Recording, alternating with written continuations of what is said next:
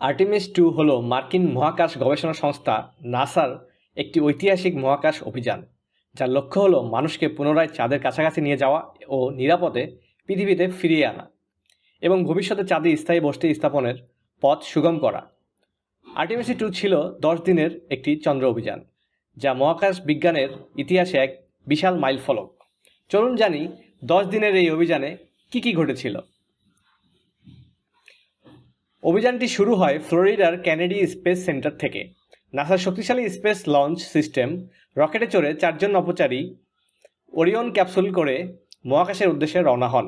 Artemis 2 মিশনের 4 জন সাহসী নভোচারী হল রিড ওয়াইজম্যান, এই মিশনের কমান্ডার, যিনি আমেরিকার বাসিন্দা; ভিক্টর গ্লোভার, মিশনের পাইলট, তিনিও আমেরিকার বাসিন্দা। তিনি চাঁদের কক্ষপথে যাওয়া প্রথম কৃষ্ণাঙ্গ ব্যক্তি; ক্রিস্টিয়ানা কচ, মিশন স্পেশালিস্ট, তিনিও আমেরিকার বাসিন্দা। তিনি চাঁদের কক্ষপথে যাওয়া প্রথম নারী নভোচারী; জেরেমি হ্যানসেন, মিশন স্পেশালিস্ট, তিনি চাঁদের কক্ষপথে যাওয়া প্রথম কানাডিয়ান। এরপর পৃথিবীর কক্ষপথ থেকে বেরিয়ে মহাকাশযানটি চাঁদের দিকে যাত্রা শুরু করে। এই পর্যায়ে নভোচারীরা প্রায় 3 থেকে 4 দিন সময় কাটান মহাকাশের গভীর শূন্যতায়। তারা এই সময়ে মহাকাশযানের ভিতরে অক্সিজেন, পানি ও বিকিরণ সুরক্ষা ব্যবস্থাগুলো নিবিড়ভাবে পর্যবেক্ষণ করেন। এই অভিযানের সবচেয়ে রোমাঞ্চকর অংশ ছিল চাঁদের উল্টো পিঠ প্রদক্ষিণ করা। নভোচারীরা চাঁদের পৃষ্ঠ থেকে মাত্র কয়েক হাজার কিলোমিটার উপর দিয়ে উড়ে যান। যদিও তারা চাঁদে অবতরণ করেননি, তবে তারা চাঁদের মাটির অত্যন্ত উচ্চমানের ছবি ও তথ্য সংগ্রহ করেন, যা ভবিষ্যৎ অভিযানের জন্য খুবই গুরুত্বপূর্ণ। নাসার ওয়েবসাইটে গেলে আপনি এই ছবিগুলো দেখতে পারবেন।